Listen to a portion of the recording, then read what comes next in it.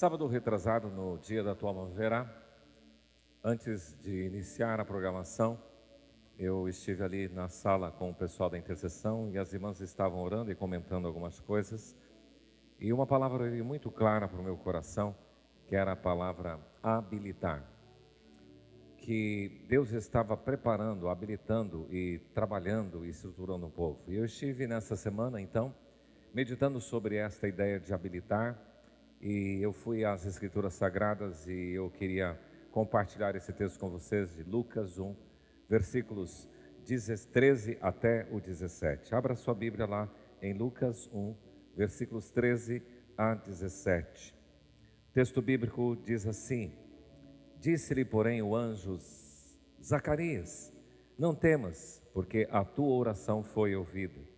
E Isabel, tua mulher, te dará à luz um filho, a quem darás o nome de João.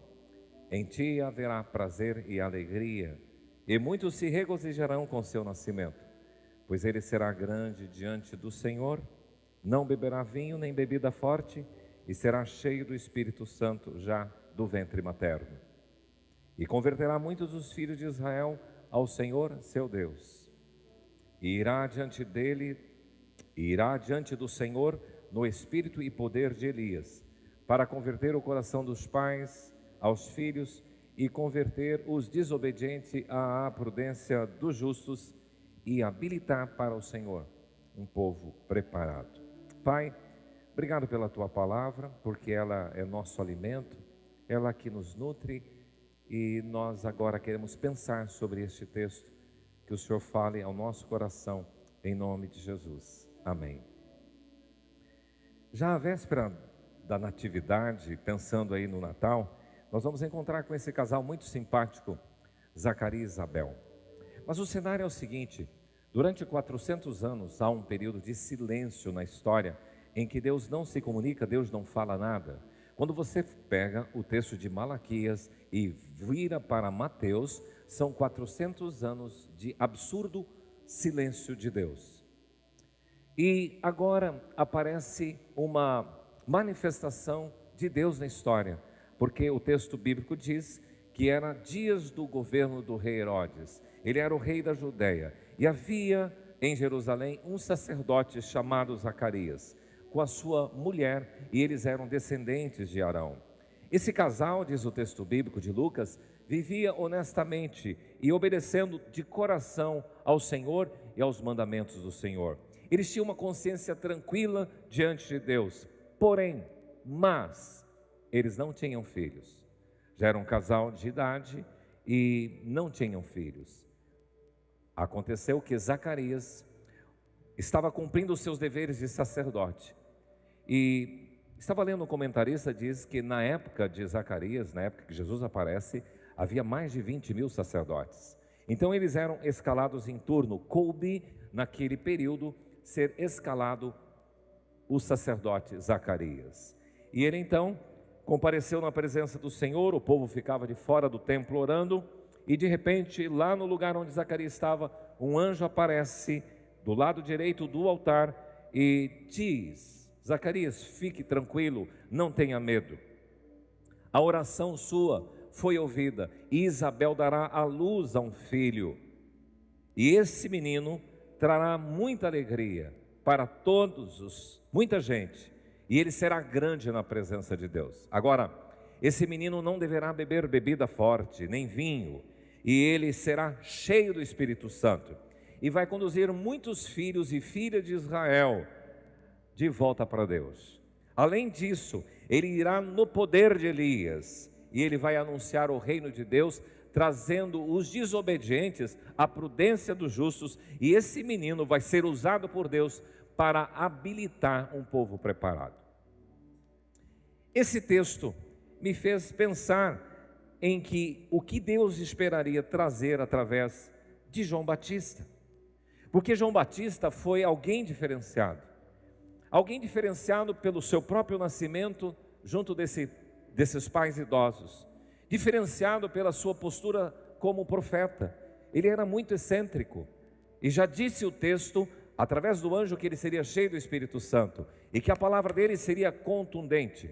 E ele aparece de repente no Vale do Jordão, à beira do Rio Jordão, trajando de peles de animais e com um cinto de couro, e também com uma comida extremamente excêntrica, que era gafanhotos e mel.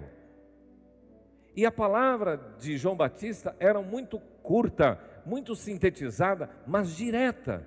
Raça de víboras, quem vos induziu a fugir da ira vindoura? Arrependei-vos e sejam batizados.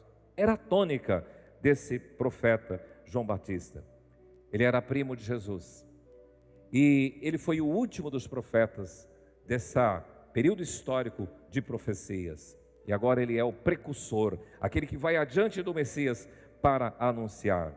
Agora, uma coisa linda é que o que Elias fora para a sua época, João Batista aparece no mesmo espírito e no mesmo poder de Elias. Olhando para Elias, nós nos reportamos ao ano 900 antes de Cristo.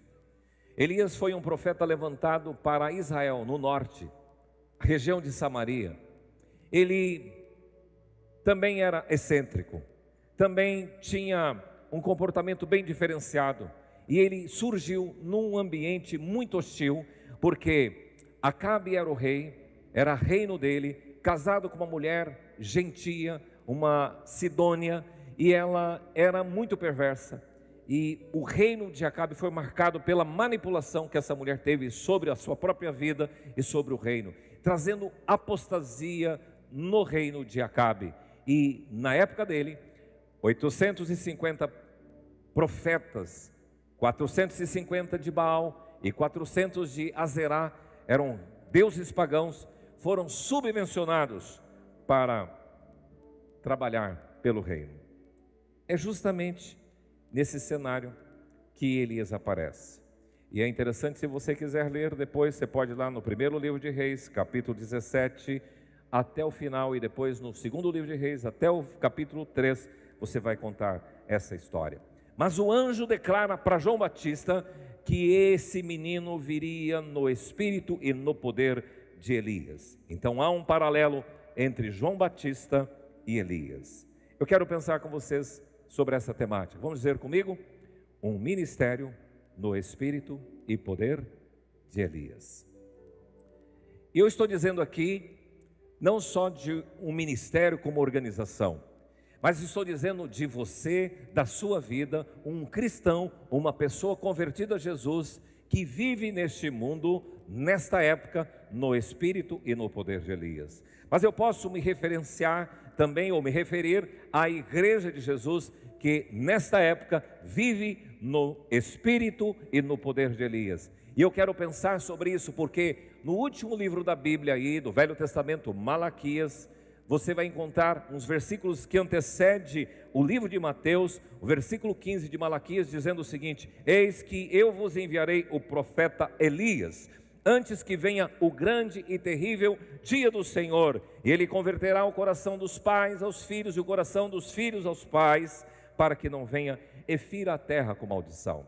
Há então um destaque que esse profeta Elias, ele antecederia o grande e terrível dia. O que eu quero mencionar é que antes que o grande e terrível dia, antes que a consumação dos séculos, antes que venha o fim do mundo, haverá alguém no perfil, no estilo, no caráter profético de Elias, com estas descrições que nós vamos ver aqui. Portanto, desde quando Jesus veio, nós estamos à véspera do fim dos tempos. E o mesmo Espírito e poder que veio sobre João Batista para atuar na mesma disposição de Elias, o Espírito e poder de Elias também tem que ser a marca da igreja dos últimos tempos. Então, o que consiste?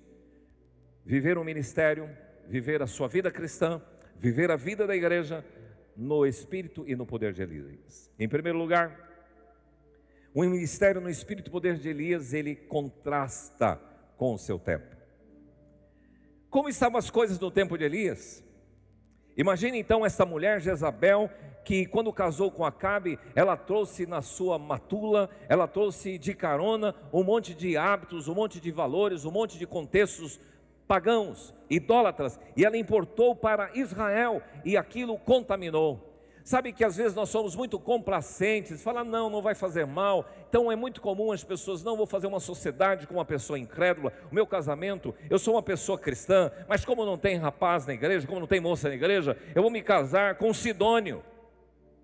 É esta preocupação, porque não tem como você fazer uma aliança e um compromisso sem assimilar, sem importar para a sua vida tudo aquilo que é hábito nos sidônios. E aquilo foi assimilado pela cultura, sem confrontar, sem contrastar. E é isso que é o perigo. Então, Elias viveu no tempo em que a imoralidade, a decadência religiosa, a perversidade, a idolatria por causa dos deuses pagãos de Baal e de Azerá estavam dentro do povo. E a palavra de Elias demonstra a esfera, o momento que ele vivia. Porque ele de repente chama e convoca todos os profetas de Baal e os profetas de Azerá e faz um desafio: aquele Deus que fizer cair fogo do céu será Deus. E de repente na sua palavra diz: até quando vocês, povo de Israel, vão cochear entre dois caminhos? Se Javé é Deus, sirva-o, mas se Baal é Deus, siga-o. Então esse era o momento que Elias estava vivendo. Agora em João Batista, depois de 400 anos de silêncio de Deus, o império forte, de mão pesada como foi o Império Romano, o império que subjugava Israel e trouxe muitos problemas, inclusive para a religião judaica. E esse Deus quieto, de repente aparece João Batista pregando para os soldados romanos, pregando para os sacerdotes de Jerusalém, pregando para as pessoas simples da periferia da Galileia, dizendo: arrependam-se e convertam-se dos seus maus caminhos, dos seus pecados, volte-se para Deus. Então a gente percebe que o tempo de João Batista também era um tempo ruim. Agora, se no tempo de Elias havia essa apostasia, se no tempo de João Batista também um silêncio de Deus e as pessoas afastadas de Deus, como é o seu tempo? Como você avalia esse cenário que você está inserido? Será que nesse cenário que estamos inseridos, as pessoas estão famintas e sedentas por Deus? Ou será que as pessoas estão distraídas e cometendo seus devaneios, levando uma vida religiosa mais ou menos? As pessoas estão se enfronhando e se atirando na vida do mundo normal, em que tudo é relativo, em que a corrupção faz parte da história do nosso país, em que a família está sendo rebentada e a gente passivo e assistindo de camarote todas as coisas acontecendo. O mundo inseguro, agora se fala nova ordem mundial, um mundo corrupto, um mundo materialista, em que o prazer predomina e a moralidade é destruída. O detalhe é que Elias confrontou o seu tempo. O detalhe é que João Batista confrontou o seu tempo. O detalhe é avaliarmos se a igreja de Jesus, se você tem confrontado o seu tempo.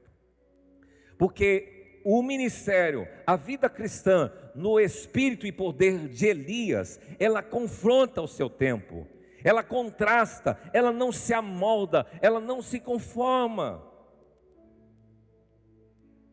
Há uma tendência, como Paulo até já advertiu a igreja de Roma, capítulo 12, versículo 2: e não vos conformeis, amoldeis a este século, mas transforme, sejam inconformados, sejam contrastantes, sejam confrontadores deste mundo moderno. Parece que a igreja dos nossos dias não tem feito diferença na sua época e se conforma com o século, com o jeito das coisas, se adapta e importa para dentro de si as coisas de Jezabel, as coisas dos sidônios, e a igreja começa a se adaptar e ser conivente com o pecado, e a igreja tem assimilado de forma passiva as práticas e costumes dos sidônios, sem se opor, sem combater, sem confrontar. Este não é o chamado da igreja.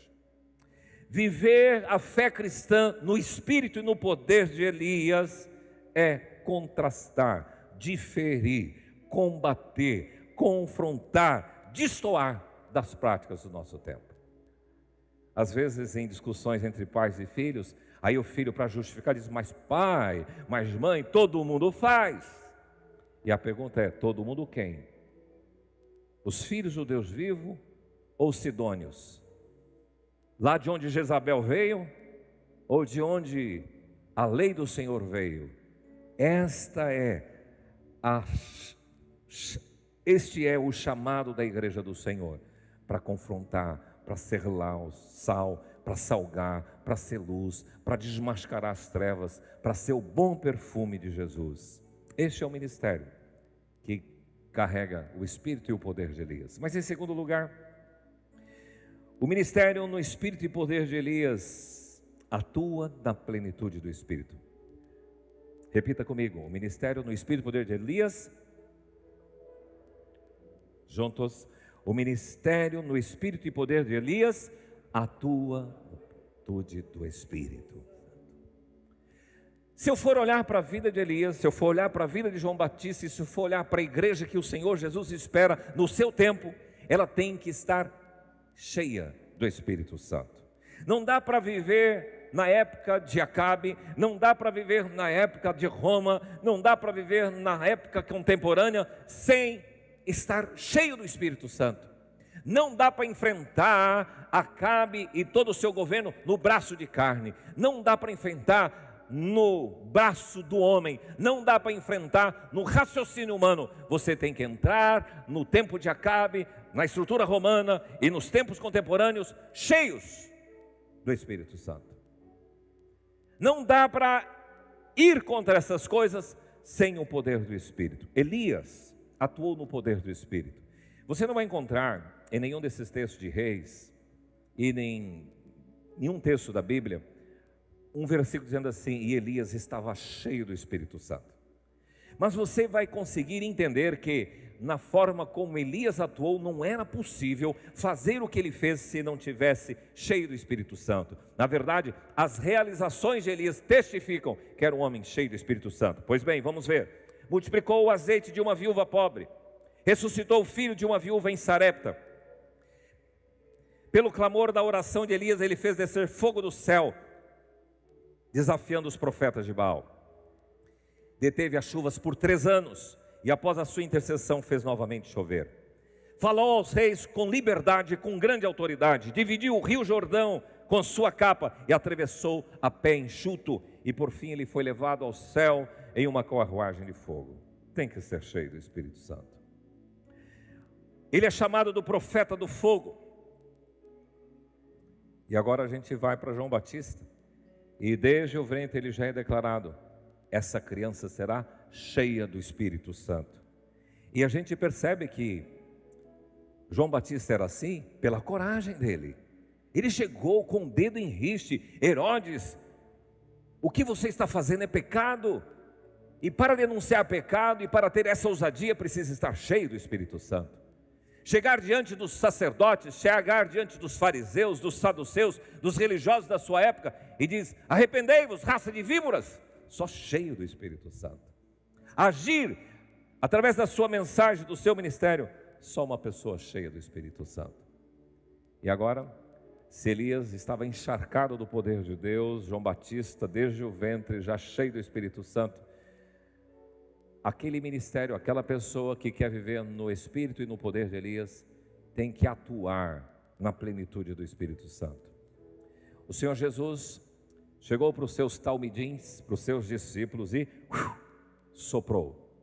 E eles foram cheios do Espírito Santo.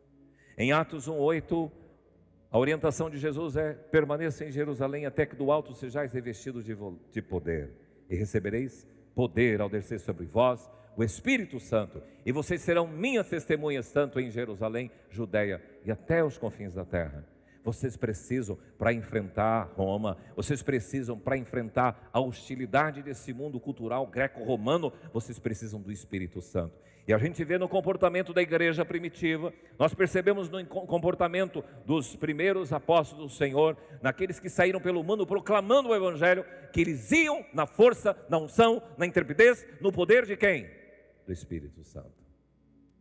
Meu amigo, você quer viver neste mundo na dimensão do espírito e poder de Elias, você precisa, em primeiro lugar, contrastar com o seu tempo. Segundo lugar, você precisa atuar na plenitude do Espírito Santo. Em terceiro lugar, o ministério no espírito e poder de Elias, ele também vai promover a paz pela reconciliação. Perceba que no texto diz acerca de João Batista que ele iria no espírito e poder de Elias para converter o coração dos pais aos filhos. A palavra converter é retornar, voltar, volver nessa relação que foi truncada e trincada e um distanciamento dos pais com os filhos. Será que esses dias ainda estão por vir?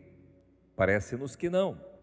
A igreja é chamada para exercer esse ministério de conversão do coração dos pais aos filhos, de conversão de gerações. A igreja é chamada para exercer no mundo o ministério da reconciliação, pelo menos em 3 direções. Primeira, a reconciliação com o mundo, a reconciliação com as pessoas e a reconciliação com Deus. Interessante que nessa relação de conversão, reconciliação com o mundo, você vai encontrar no segunda carta de Paulo aos Coríntios, capítulo 5, versículo 19, a seguinte afirmação: que Deus em Cristo Jesus estava reconciliando consigo o mundo.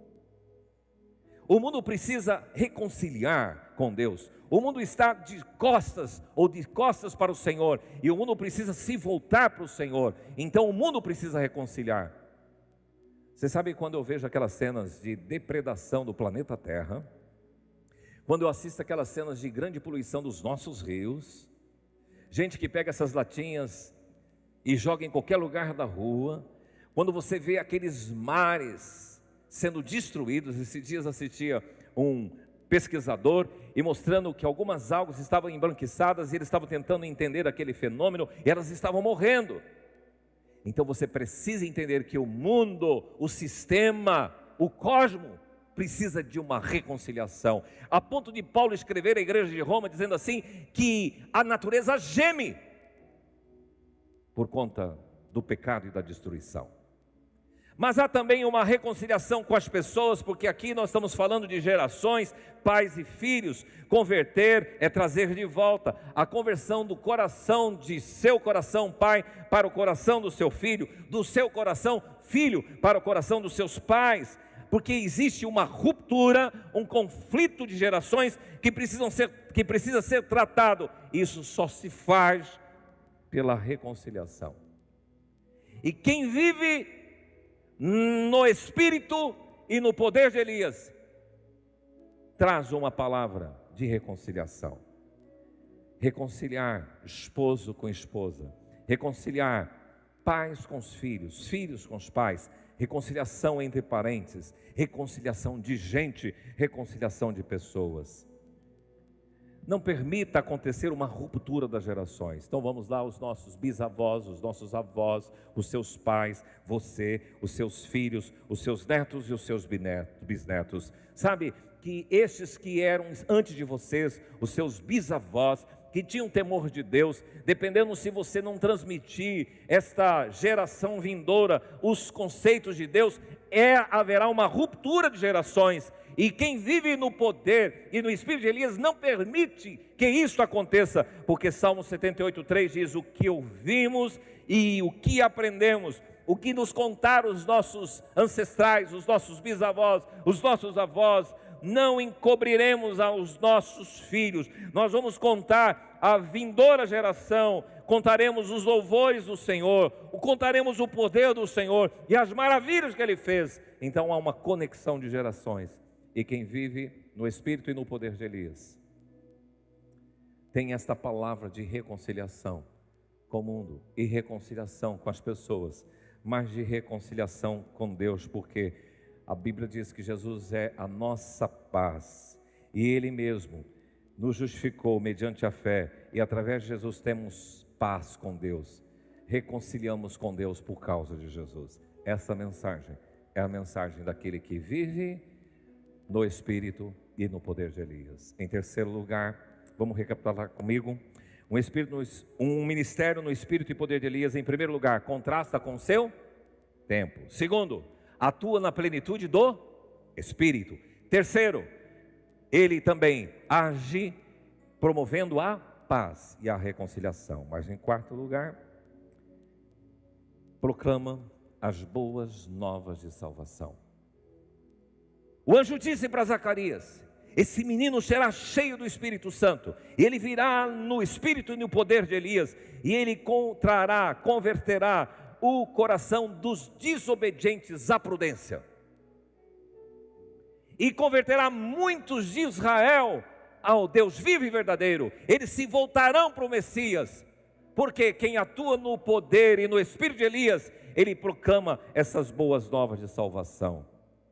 Proclamar, chamar as pessoas ao arrependimento, à conversão dos seus maus caminhos. E esta é a tônica de alguém, de uma pessoa, de um crente em Jesus, de um ministério, de uma igreja que atua no poder e no espírito de Elias. Por isso que, palavras de Paulo à igreja de Roma: todos pecaram e carecem da glória de Deus.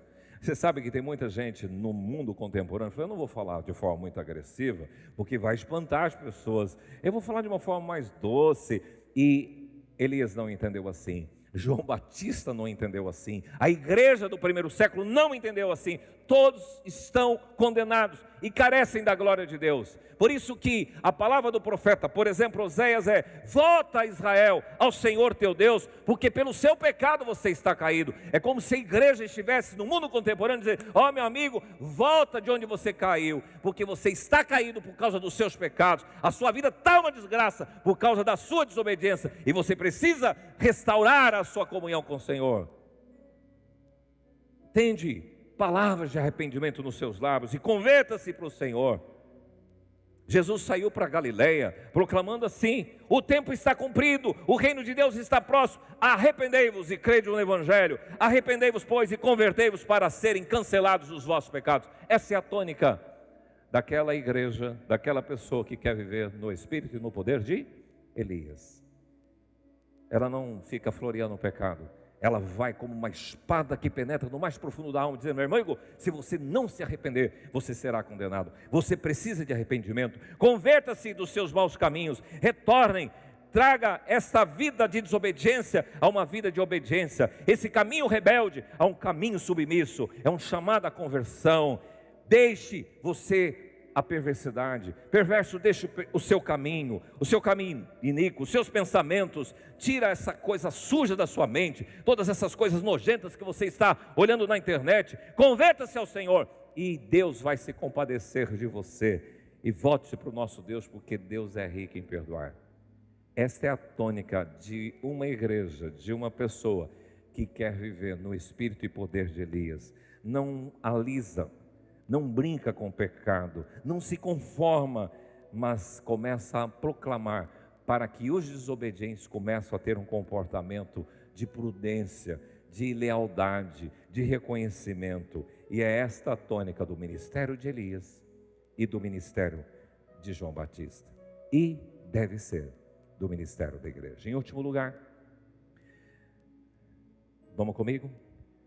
Um ministério, uma vida no espírito e poder de Elias. Em primeiro lugar, contrasta com o seu.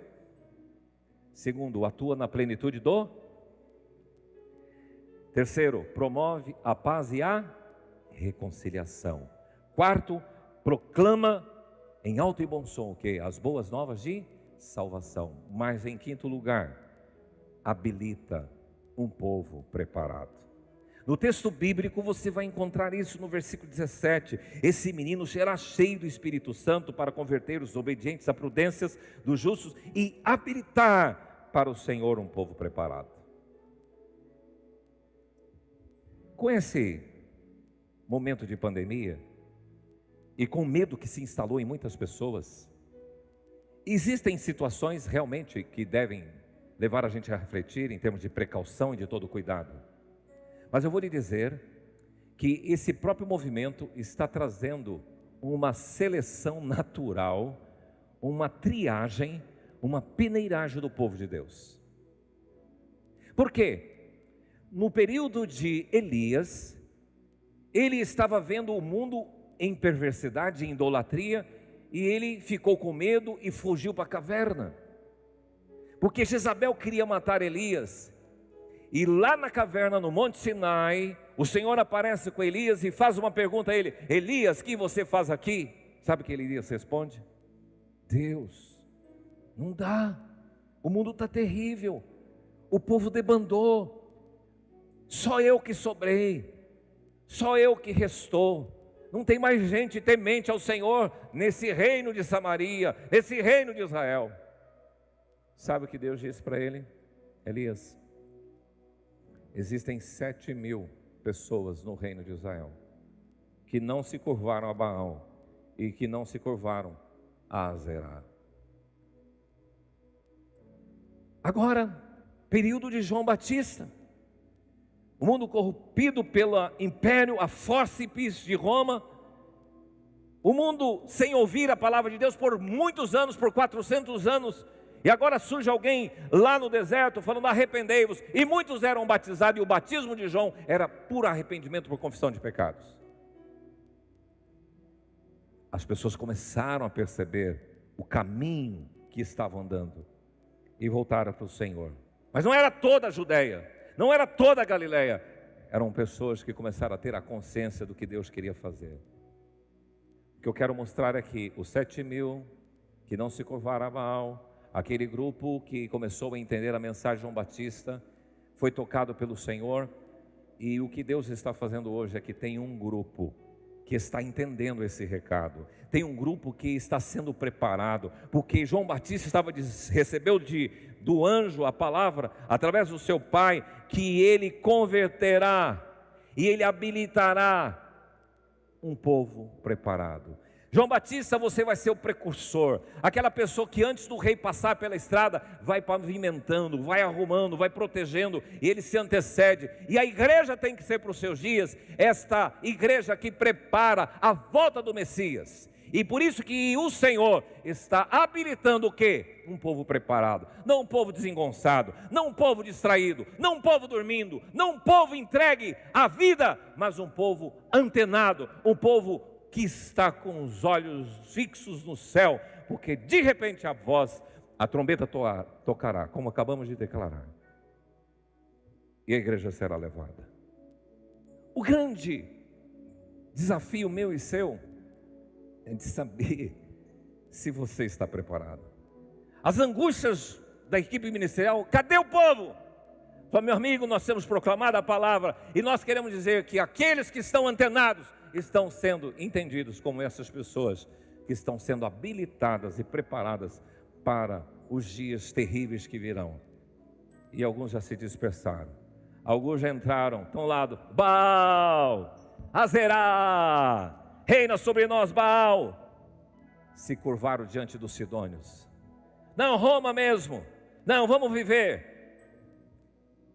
Aqueles que entenderam o que é viver no espírito e poder de Elias, está se deixando preparar para esse momento com o povo, antes de que venha o grande e terrível dia. Deus vai preparar um remanescente, um povo perseverante, que não vai se enturmar com os sidônios, que não vai importar os deuses dos pagãos, que não vai se curvar diante das atrocidades de Roma, que não vai se conformar com a corrupção, com a imoralidade, com a decadência da sua época, mas será um povo que vai contrastar, será um povo que vai atuar não no peito, não na pancada, mas no poder do Espírito Santo, pregando a reconciliação do coração dos pais aos filhos, pregando arrependimento e conversão de pecados, e pregando que o Senhor está preparando um povo, e eu quero estar dentro desse povo. Vamos nos colocar em pé. O ministério no espírito e poder de Elias.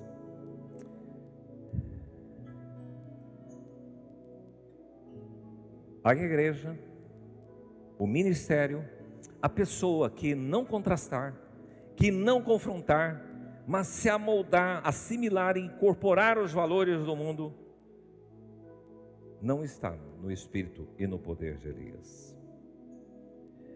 A igreja, o ministério, a pessoa que viver uma vida apagada, sem vigor, uma vida apática, sonsa, fria, sem fervor, sem coragem, sem unção, sem paixão, sem graça, não está no espírito e no poder de Elias. A vida que não proclamar uma palavra de paz, de reconciliação, mas se mantendo ainda arredia, distante, individualista, com barreiras e desinteresse por Deus e pelas pessoas, não entenderam o que é andar no espírito e poder de Elias como palavra de reconciliação. E aquelas pessoas que não denunciam o pecado, que ficam alisando o pecado, que vão domesticando o pecado em suas vidas e não convertem os desobedientes à prudência, essa pessoa não está no espírito e poder de Elias, não faz parte da igreja de Jesus e não está enquadrada com aqueles que estão sendo preparados, aqueles que estão distraídos, preocupados com as outras coisas, não manejando bem a palavra, não tendo comunhão com o Senhor, estão desqualificados para viver esses últimos dias como um povo habilitado e preparado. Que nesta hora você possa declarar a sua necessidade desesperada de Deus. Esta canção diz isso: se eu me humilhar diante do Senhor.